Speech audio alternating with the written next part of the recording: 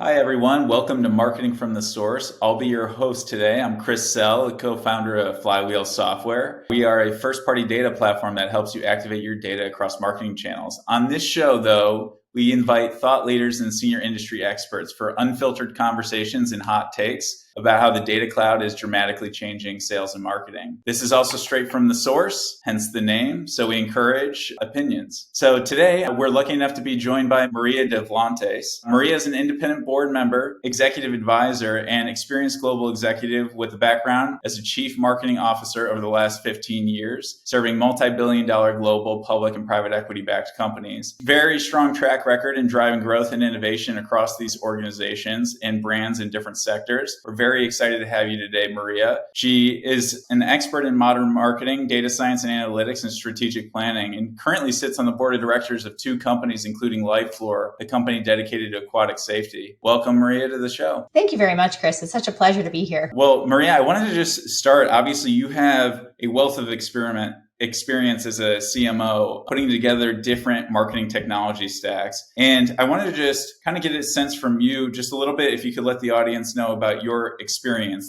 at the last couple of organizations so they have an understanding of where you're coming from as we dive in. Yeah, no, I'd be happy to. And I'd probably give you a broader view because I've been in the marketing space for a long time. And of course, the technology space is changing the most rapidly. And I think I've come to organizations that have been at high levels of marketing maturity and those that maybe have not been as mature. And so I've faced all sorts of different tech stacks. And I think one of the most important things that I found is to meet the company where it is and to kind of look at what you can do to add the most value. And I know we're having a Martech conversation today, but really looking at the baseline Martech stack that's already there and then thinking about what's going to drive the most value, often in the short term, will then get you the rights to do a larger effort to drive even more value going forward. So really seeing lots of different levels of maturity. That makes sense. So as you kind of land at a company that you're defining the growth strategy for, it's essentially you got to get a sense of what exists today, and then how do you build upon that to drive value short term so you have the right to do long-term growth as well. And actually, I guess that's easier than it sounds. So I was actually just talking to Scott Brinker yesterday about the Martech landscape that they released for 2023. I think now it's, over 11,000 solutions or something out there. It's grown by 7,000%, he said, over the past 12 years. I almost have this picture in my mind of you landing in an organization and then having to deal with this map.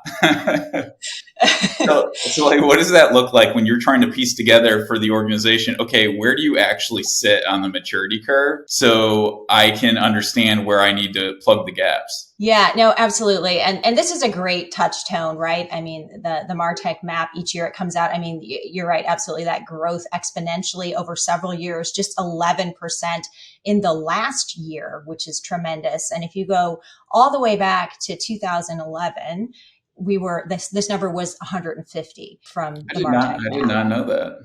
So just, exponential growth. And of course, what this represents is the world of possibility, right? And whenever you come to a new organization, and even if you've been with an organization for a long time, it's helpful to look at your stack with fresh eyes as if you had just landed, right? And kind of put kind of your preconceived notions out of the room, proverbial room, so to speak, so that you can look at it with fresh eyes. And you kind of look at what you have. And oftentimes choices in organizations have been made organically over time. They've been made by different players. They've been made by different departments, if you will. And so you kind of land at any given point in time with a certain set of pieces that have been put together for very good reasons, but at a different time, right? So when you think about what this map looked like, just last year being 11% smaller, and then of course, much smaller in each preceding year, the choices that were available only a year ago were much less. And so what you can do and what your opportunity set grows each year, but you really have to start with your baseline and what choices have already been made. Think about where you want to go and then start the mapping. And you want to get traction right away too. The other thing about having so many choices is just like consumers. Do we get overwhelmed with that? There's a lot of issues in here, and you really have to find the best way to thread the needle on starting where you are, evaluating where you are, where you can find the most value for your organization in the short term, and what this world of possibility is wonderful to think about as a marketer. But when you're trying to add value in your organization, what's going to help you today? What's going to help your team today and your organization today? I feel like as a CMO, this is probably one of the toughest pieces, is because you have two changing landscapes. So the capabilities and tool sets are changing very quickly. At the same time, you're coming into an organization as a CMO at various growth phases, right? Mm-hmm. So the organization is changing too. And so a stack that was meant for, a mid-size company in financial service may be very different from enterprise financial services. So I guess in terms of how you put together that stack in terms of the company growth phase, how do you start to match up where they're growing to? And I guess one of the things I've seen companies struggle with is do away with what I have and restart. Because I'm a new company, I have gotten larger, so I need to start from scratch and go to that beautiful map and start to piece it all together again as CMO? Or do I build upon what I have? And so in terms of what I know you mentioned, you want to keep that baseline so you can get to value fast. How do you approach that? The start from scratch versus build from the baseline? Yeah, I don't think you necessarily want to keep the baseline. I think you want to understand the baseline. And in some cases you will keep it, in some cases you won't. But you really want to understand why the stack looks like it does. And then you can kind of go from there. A lot of times, I've seen companies grow out of certain pieces of their stack, and then you do face this decision that you're talking about. And I've seen companies want to hold on to pieces of the stack for too long. There's inevitably some switching costs. And I guess what I like about the new composable space that's coming about is it enables marketers really within their enterprise in partnership with IT and data teams to own their data. And that enables switching costs to go down when you're switching marketing technologies, because right now, a lot of marketing technologies are the system of record for the data. And so that's a real switching cost issue and a pain point, particularly when you take small to mid-sized companies and they're growing.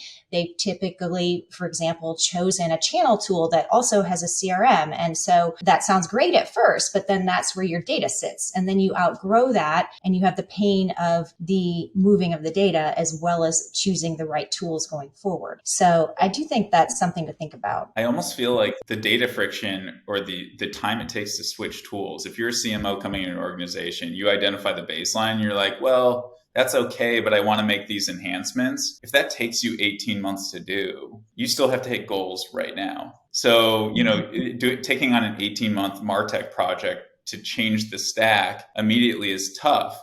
So it's almost like CMOs have been put in the position of you need to unlock your own capabilities. It takes a long time because data is all over the place and you still need to hit your goals in the short term versus if you centralize the data stack, like you're talking about with composability, the idea is if you can your switching costs come down, your capabilities can get unlocked faster. I'm curious if you've had that where, you started as you've led an organization in marketing and you're like, well, I need to make trade-offs now between do I change the stack or do I leave this in place for my teams to try to hit goals over the next 2 quarters and trying to balance the two and had to make trade-offs where you didn't switch the stack? Yeah, all the time. There's always trade-offs. And again, I think it depends on the level of marketing maturity. And I've been a part of different organizations where there's been a very high level and then maybe less mature and more in the growth phase. And I think particularly in the growth phase, sometimes it may be a totally valid choice to say, look, I'm going to look at that map of 11,000 and I'm going to pick the best channel tool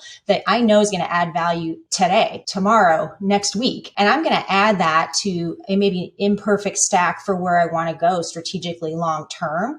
But that success and that really short-term success helps people, your partners really in the organization who might understand enterprise technology extremely well, but not customer facing and marketing technology extremely well. And if they start to see that value initially, then you have many more people on board supporting to help that larger stack decision. And then there does come that point where hopefully you have the organizational momentum behind you. But there is a pain point when you switch from system to system when you're doing the larger project. But if you can get to the other side of it, it's generally worth it. But having those wins up front, that is often a trade-off that I think is worth thinking about. Yeah, it's almost, you got to build that credibility to even have a shot at the major transformation. So it's almost like you're building credibility and wins so you can have the conversation. What I've seen is folks, like, because folks don't want to have the major conversation because they know how big of a switch it would be to modify the stack and how costly it is and how arduous. So you need to find the wins to build up to that. But underlying that, the reason that situation exists is truly because everybody knows it's going to take 18 months and it's a big ask to their teams to be able to do it. So hopefully that bar comes down if you lower the switching costs. Absolutely. So, I mean, that is a key thing. I think anytime switching costs come down and you own your own data, what tools you use on top of that data become much easier. But I do like thinking also in terms of micro use cases as well. I think that really, really can help.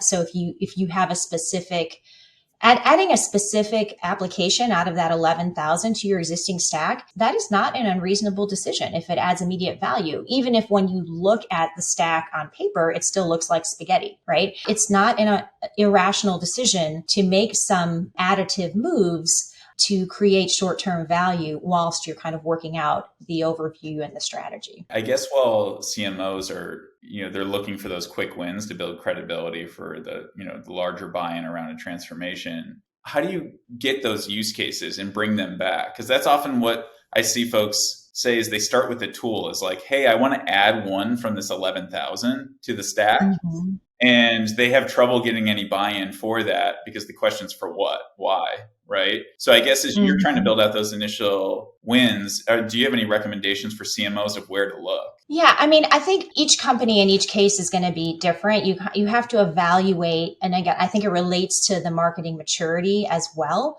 And it may be simply a channel tool that will help you. Like if you have an underleveraged channel, that sounds very obvious. And it also, sounds how we used to organize marketing. But in some cases that there is an opportunity to get more out of a channel tool. I oftentimes have seen, regardless of channel, an opportunity in test and learn capabilities. So I think that if you can go into just take one customer segment or one channel or however your strategy is mapped out to think about where the low-hanging fruit is to move forward and think about where you're going to get that use case that's going to add value. Yeah, it's almost like you got to define your sandbox. You need to segment a specific set of customers. Maybe it's a specific channel to those customers, build the win, and then you can start to build out the broader vision. That makes a lot of sense. And I guess in terms of, I know you mentioned channel, adding a channel might be an old way to think about a marketing tech stack, but it's one people do all the time, right? I feel like a lot of folks still have their entire teams organized around, you do email, you do paid media, you do SMS,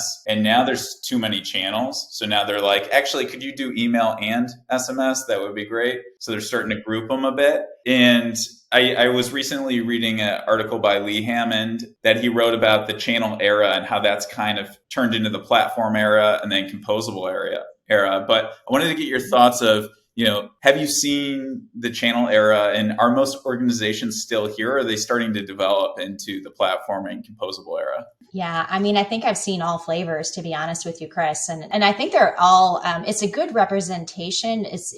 Three things are often easy to keep in one's mind. And I think, yes, we've all seen organizations that are organized in the channel era where you do have teams that are organized around what they do, right? They're creating what we as marketers are creating for our audience, right? And then you get the platform era, which was meant to be audience centric, right? That's where 360 view of the customer became popular. And let's actually look across all, regardless of the touch points, the customer has one journey. So that made a lot of strategic sense as well. And organizations tried to do that. I have seen organizations as well that have really tried to do both, where they have the channel team and then they've added a platform team, right? And so sometimes that happens too. So there's no right or wrong choices in here. This is the evolution of how things have gone. I do think that the composable era is the most exciting, because I think what we really want to do is have this nimbleness of how people ultimately make decisions and to meet them where they are at any given point in their journey. That's really what we're trying to do, to get them to take that next best action, and for consumers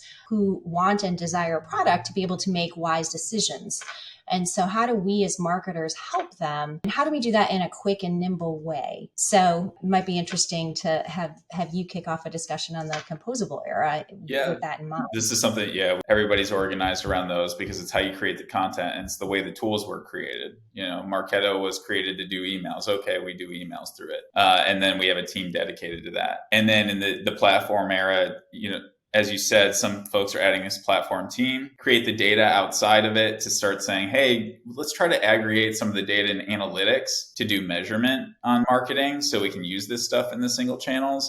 And then obviously this new composable era. And I think this one kind of dovetails off the beginning of our conversation, which was, hey, you need to, as a CMO landing in an organization, how do you make change and lead to transformation? You have to get the early wins to ask for the big. If you're going to ask for a big switch or you need to re-architect the stack a bit to hit your goals, that's a big ask. So you got to get those early wins. Well, I feel like the composable area makes it easier to get fast wins because you can add in tools to the stack quickly, because the switching cost is lower because your data is centralized in the underlying data stack, typically right where the analytics database is located as well. So as a CMO, you're doing the measurement there. Then you're also doing hey, I need to feed this data into our new channel delivery system for push notification, for instance. They're in the same place. So if you can lower that cost, I think it starts to make the CMO's job easier. Obviously, better than I would if lowering the switching cost would actually be helpful in that case. Yeah, no, I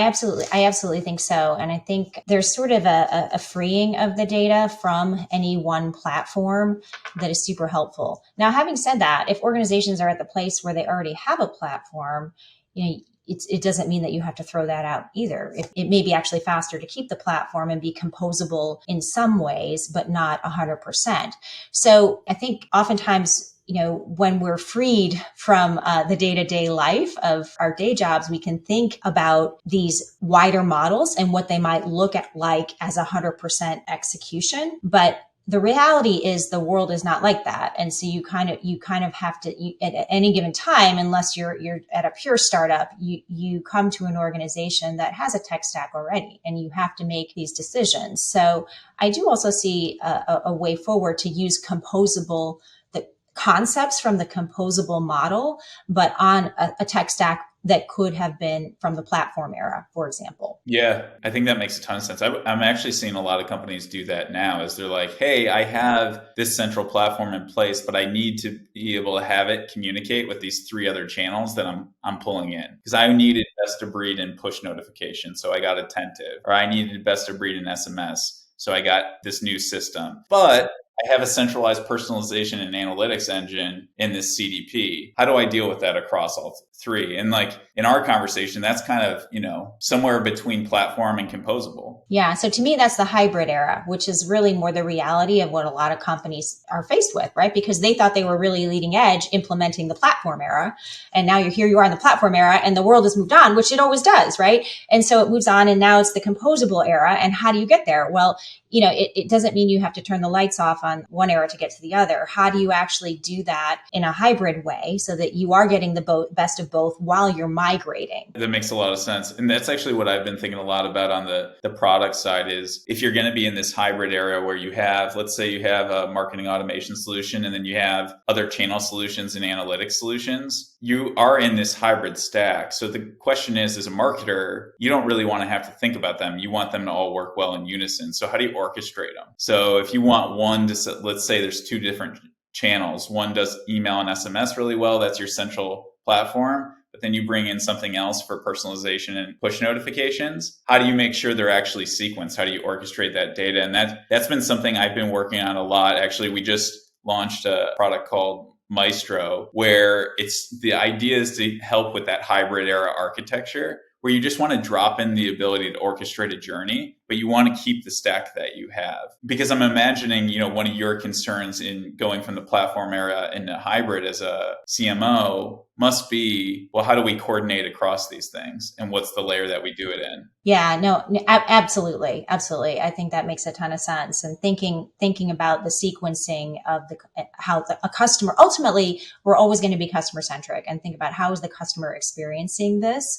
And you don't have a tech stack that supports that. How do you do that in a hybrid way, which is what I hear you describing? Yeah. I know this moves on a little bit from the composable era, but one question I always do like to ask, especially when we have CMOs here, is how do you like to make decisions on your spend allocations every quarter? So how do you think that through and do your analytics? Is it, typically we'll see folks put together their stack with a data warehouse and try to get performance data back. But what have you seen be best of breed of how folks think that through as a CMO when you get a budget of, let's call it $1 million, and you need to decide what do you do in Q4? Yeah. So again, I think this is different by organization. There's some organizations, there's a dichotomy between short, medium, and long-term value as well. And I think just in marketing in general.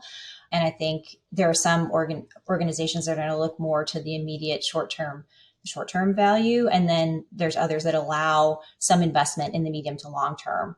And so where are you in that as an organization, and what your organization's strategies and goals are?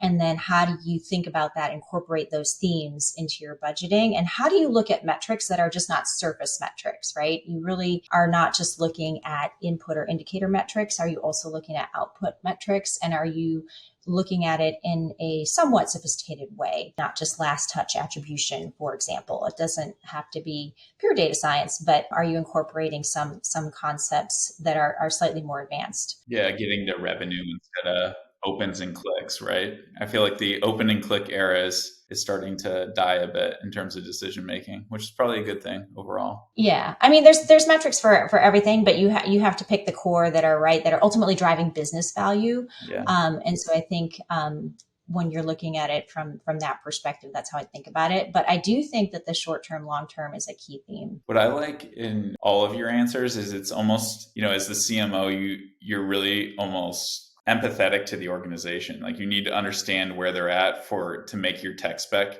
decisions. And even in your answer about measurement, you're saying, well, if I'm going to make allocation decisions, who are we as a company? And then that helps me between short-term, long-term, short-term direct response versus long-term. And it kind of just drives home is a lot of folks will go into an organization and say, no, this is the best Martech stack. I know it. It is true. This is truth. We must redo everything. And this is the best. I've seen it work everywhere. And in actuality, it's probably a hybrid stack. And it's as much dependent on what's best of breed and what's actually what that organization can execute given where they're at. Yeah, absolutely. And I've also, had the privilege and honor of being places where I've had very large budgets. And I've also been places where we've had to be really scrappy. So there's always a tape and string solution as well, right? And so sometimes it takes a little bit more elbow grease, but you can, when you really have to boil it down and say, this is how I'm going to drive value this year, and these are the resources that I have, it can be done. You can find a way. It's just a different way than if you have the larger budget and the ability to really, oftentimes start from scratch. Yeah. And that plays no part in what you choose from the epic 11,000 logo diagram as well, right? It's like, are you shoestring and you need to put these things together, or can you buy the all-in-one platform? And so,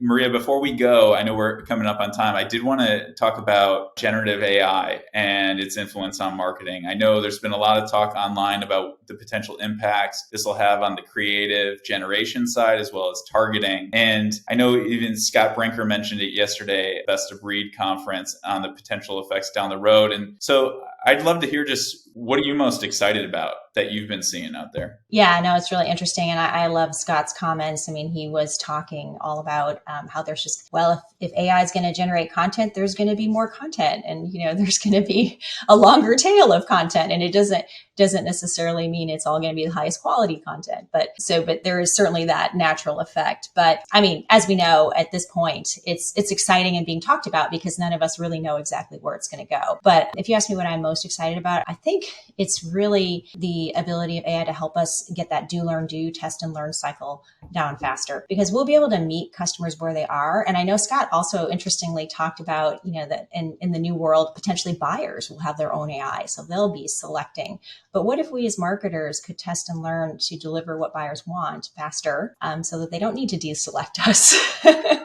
So I don't know. It's anyone's guess, of course, what's going to happen, and really fun to think about. But those would be a few thoughts. I think that's what I'm most excited about too, is that cycle of testing and learning. If that can tighten, like we were recently having a discussion about this internally as marketers, a lot of our ideas go to the shelf. They never see the light of day. And that's because of creative resources on the agency side, or we can't find somebody to pull the data to do the targeting, or we can't find an analyst to do the measurement on our campaign. So we put a brief together, and then 90% of them never come to fruition. We never get to test. And so we have to make selections as marketers to put out the door. And I think you're right. If it does speed up the ability to do targeting or measurement or creative generation, that means more marketers will try more of what they want to do, what they came to work to do. Yeah. Which is put together tests. What excites us to develop thoughts and ideas that may be relevant to our consumers. That's right. Yeah. I always like to say it's like our job as marketing technology is to turn marketers from project managers into agile experimenters. So hopefully generative AI helps us. Absolutely. Well, thank you so much for joining us today, Maria. Another episode of Marketing from the Source. It was a pleasure having you today.